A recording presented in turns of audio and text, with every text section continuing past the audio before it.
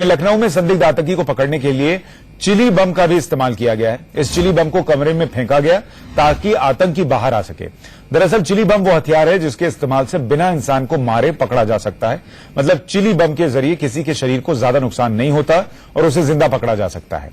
Chilli बम को अक्सर बंद कमरे में फेंका जाता है जिससे कमरे में छिपा बैठा इंसान बेहोश हो जाता है। चिली बम का असर जिसके शरीर पर होता है उसे खुजली होने लगती है, आंख से पानी आने लगता है। ऐसे में जिस जगह चिली बम गिरे वहां से भागना ही आखिरी विकल्प होता है। जो मिर्च घर या रेस्टोरेंट में इस्तेमाल की जाती है, जो मिर्च, उसमें केमिकल मिला दिया जाता है और फिर वो चिली बम का काम करता है। हाथ से फेंकने पर इसकी दूरी 30 से 35 मीटर होती है, जबकि किसी गन से फेंकने पर 90 मीटर की दूरी तक चिली बम जा सकता है। इसे पावर शेल और मिर्ची बम भी कहते हैं, जिसका इस्तेमाल वहां लखनऊ में हुआ, ये कहा जा रहा है। हमारे उत्तर प्रदेश के ब्यूरो चीफ अरविंद चतुर्वेदी हमारे साथ इस वक्त सीधे जुड़ रहे हैं। अरविंद, ऑपरेशन पर असर डालने वाली किसी भी जानकारी से बचते हुए आप और क्या जानकारी दर्शकों के लिए दे पाएंगे जो ऑपरेशन चल रहा है उसको लेकर?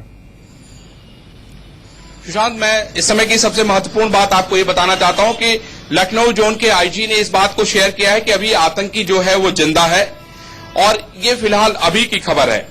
दूसरी महत्वपूर्ण बात मैं आपको ये बताना चाहता हूं कि कानपुर से जिस आतंकवादी को गिरफ्तार किया गया है उससे एटीएस ने पूछताछ शुरू कर दी है और कोशिश एटीएस ये कर रही कि आज होशंगाबाद में जो 5 लोगों की गिरफ्तारी हुई है और जो कानपुर से गिरफ्तारी हुई है, इन लोगों का आमना सामना कराया जाए जिससे कि आगे की बातों का मिलान किया जा सके और आगे इनका जो सेल काम कर रहा है उसको खोल दिया जाए, उसको ओपन किया जाए, उन लोगों को पकड़ा जा सके। लेकिन फिलहाल एटीएस किसी भी बात को शेयर नहीं करना चाहती है, लेकिन इंडिया न्यूज के पास इस बात की पुख्ता जानकारी है कि आने वाले दिनों में यहां से गिरफ्तार किए गए आतंकवादी और होशंगाबाद से गिरफ्तार किए गए आतंकवादियों का आमना सामना कराया जाएगा।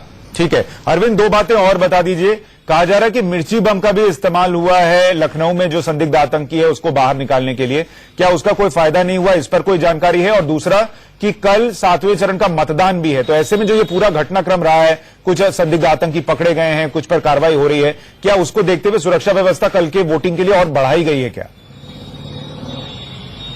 देखिए, लखनऊ जोन के आईजी ने इस बात को शेयर किया कि हम उस आतंकवादी को जिंदा पकड़ना चाहते हैं और इसलिए हम मिर्ची बम का इस्तेमाल कर रहे हैं।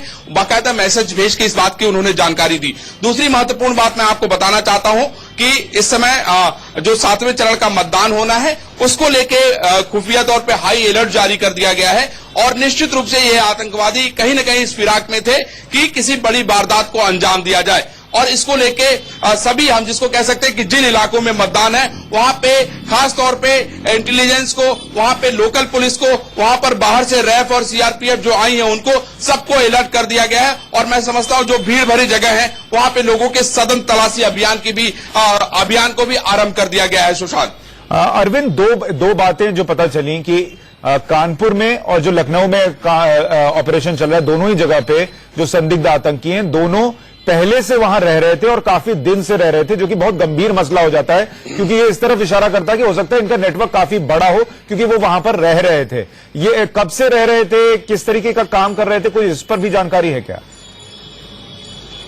सुशांत, कानपुर से जो आतंकवादी पकड़ा गया है वो इस इलाके में पिछले 10 साल से रह रहा था और आप समझ सकते हैं कि स्लीपर सेल का बहुत अहम सदस्य है और बहुत खुफिया तरीके से उस काम को अंजाम देता था। इस आतंकवादी के बारे में जो जानकारी मिली है उससे ये पता चलता है कि ये आतंकवादी बहुत ही गुपचुप तरीके से उस इलाके में रह रहा था। जिस व्यक्ति का मकान बताया जाता है वो सऊदी अरेबिया में रहता है और फिलहाल इससे ज्यादा की जानकारी नहीं मिली है। लेकिन जो 5 लोग पकड़े गए हैं वहां पे, उन लोगों की जानकारी ये मिली कि उसमें से कुछ लोग लखनऊ, कुछ लोग अलीगढ़ और कानपुर के रहने वाले बताए जाते हैं। यानी कहीं न कहीं ये जो सारा मामला है सुशांत, वो एक दूसरे से जुड़ा हुआ है। जैसा मैंने बताया कि एटीएस इन लोगों से पूछताछ करने के बाद इन दोनों ग्रुपों का आमना सामना कराएगी और बहुत सारे इलाकों में इनके जो स्लीपर सेल्स काम कर रहे हैं उसको तोड़ने में एटीएस और मध्य प्रदेश एटीएस को मदद मिलेगी।